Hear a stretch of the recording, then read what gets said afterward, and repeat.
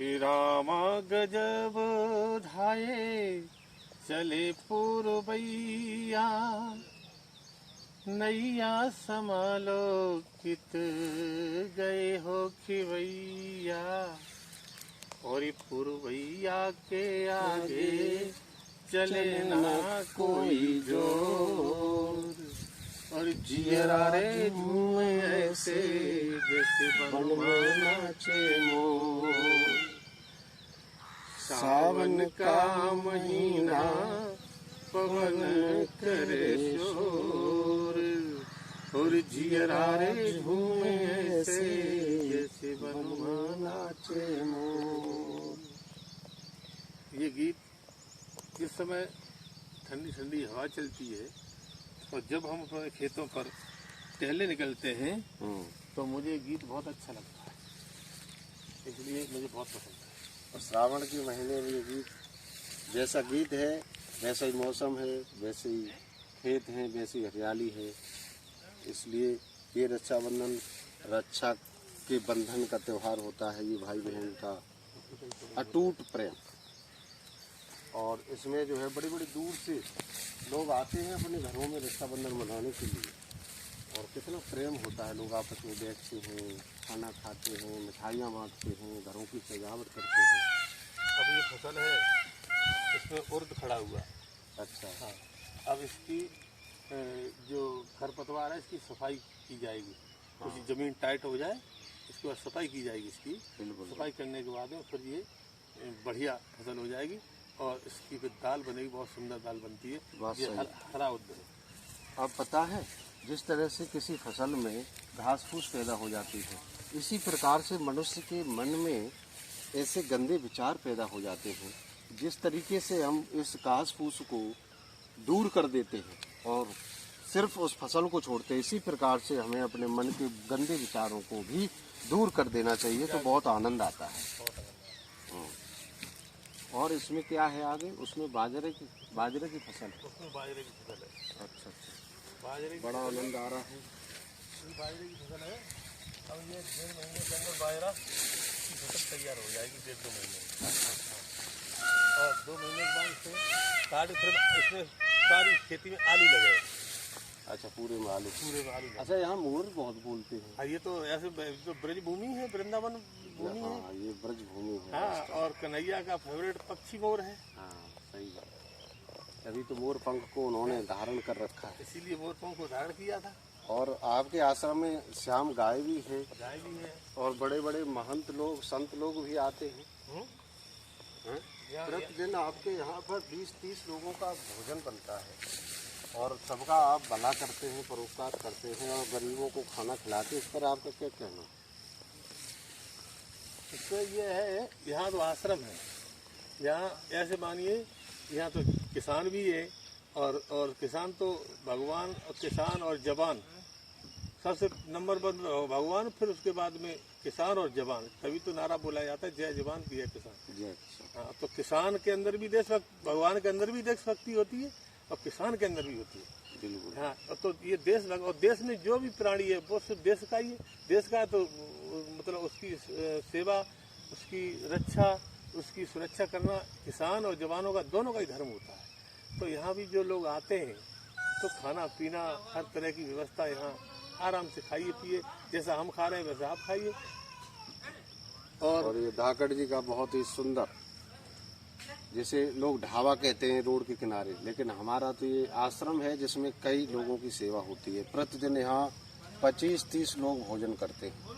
कहाँ से आता, कैसे आता है, ये सब हरि की माया है, तो कन्हैया की गुरु की कृपा है, सब कृष्ण कन्हैया की कृपा है।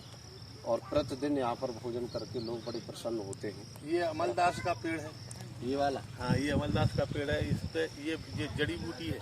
अच्छा। हाँ, इसकी जो फली आती है, हाँ, वो दवाइयों में आती है, बहुत अच्छे काम में आती है। यहाँ पर काफी दवाइयाँ भी हैं, जड़ी बूटियाँ भी। जैसे आप जैसे मुख्य कुछ ऐसी बीमारियाँ होंगी जिसका आप यहाँ पे जड़ी बूटी भी देते हैं। हाँ, जैसे एक पथरी का इलाज बहुत सुंदर है। पथरी का इलाज। हाँ। अच्छा, जड़ से खत्म। अच्छा, 3 खुराक में पथरी खत्म। अच्छा। और वो क्या बोलते हैं, डायबिटीज की दवा भी है, डायबिटीज की दवा हाँ, जड़ से खत्म। जड़ से खत्म। कभी कोई ज्यादा किसी को सर्दी या कोई निमोनिया वगैरह दवा लेती है हाँ। तो उसके लिए भी दवा है। वो ये पेड़ अमलदास का बहुत सुंदर, बहुत अच्छा काम करता है। तो आपके यहाँ तो काफी लोग रोगी निरोगी होके जाते हैं। काफी लोग आए, हजारों लोग तो पथरी के इलाज करा के गए और स्वस्थ हो गए। जड़ से पथरी। और यहाँ पूजा होती है, यहाँ भगवान शंकर जी का जो स्थान है। आपका ये प्रदर रोग का भी दवाई देते हैं? हाँ है ना? हाँ। तो काफी ये तो समाज का बहुत अच्छा, बहुत ही ज्यादा, बहुत ही अच्छा भला कर रहे हैं आप। एक तो भोजन कराते हैं, दूसरा दवाइयाँ भी देते हैं। सारी जड़ी बूटियों के द्वारा जो आप बीमारी को दूर करते हैं, उससे लोगों को एक नया जीवन मिलता है। बहुत अच्छा, बहुत बढ़िया है। और इसी तरह से समाज में सेवा करते रहना चाहिए इंसान को। और ये इसलिए ईश्वर भेजता ही है मनुष्य शरीर में, इसलिए ही भेजता है। और देखो, जहाँ खाली जगह है वहाँ घास हो जाती है। ऐसे ही हमारा जब खाली दिमाग होता है तो हमारे अंदर बुरे विचार पैदा होने लगते हैं। इसलिए हमेशा हमें कुछ न कुछ मन में अच्छे अच्छे विचार डालते रहना चाहिए।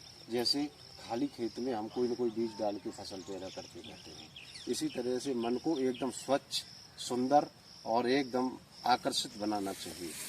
और तो हमारे मन में अच्छे विचार रहेंगे, अच्छे विचार रहेंगे तो अच्छे काम करेंगे, अच्छे काम करेंगे तो प्रेम बढ़ेगा, प्रेम बढ़ेगा तो आनंद बढ़ेगा।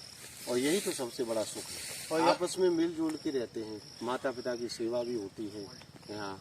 और यहाँ ये बहुत असंभव है आज के समय में। यहाँ माता पिता की सेवा करना, गाय की सेवा करना, आए हुए संतों की सेवा करना, ये धाकड़ आश्रम में 24 घंटे उपलब्ध रहता है। यहाँ जो लोग आते हैं बस मन नहीं करते जाने का, ये कहते हैं बहुत अच्छा लगता है। हाँ, यहाँ इतना आकर्षण ही है, यहाँ पर आकर के फिर दिल ही नहीं करता किसी का जाने का। वास्तव में बहुत अच्छा, बहुत ही बढ़िया है।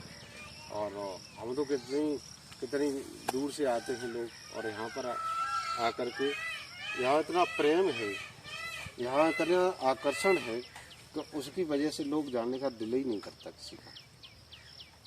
और ये देखो यहाँ पर ये जो निकाल रखा है, ये दराती और ये अच्छा, ये पौधे दूर दूर थोड़े से घास ज़्यादा हो गई है।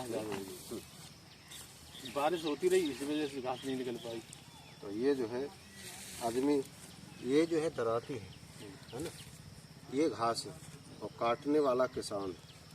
ठीक इसी प्रकार से जो घास है वो बुराई का प्रतीक होता है, बुराई का, है कि नहीं? और जो दराती है ये ज्ञान है, और जो किसान है वो गुरु है। गुरु अपने ज्ञान के द्वारा इन बुराइयों को दूर करता है। इसका मतलब ये है। तो अब जो है ये घास, अच्छा हाँ, ये जड़ से भी उखाड़ दो तब भी अच्छा है, दराती चीज भी काट सकते हो इसको। अच्छा ये तो है ना, ये तो घास ही है ना? हाँ ये तो घास है। हाँ ये घास। बड़ा आनंद आता है खेतों में, और लोग खेतों से जितना दूर रहते हैं ना, उतना ही उनको भी दुख प्राप्त होता है। अब खेत हमें बहुत कुछ सिखाता है। सुबह शाम मेहनत करते हैं, समय से जगते हैं, समय से खाना पीना। बहुत ही सुंदर, बहुत ही बढ़िया। एक बार और गाना हो जाए बोई वाला, गाना हो जाए। हाँ थोड़ा बड़ा अच्छा गाना लगता है।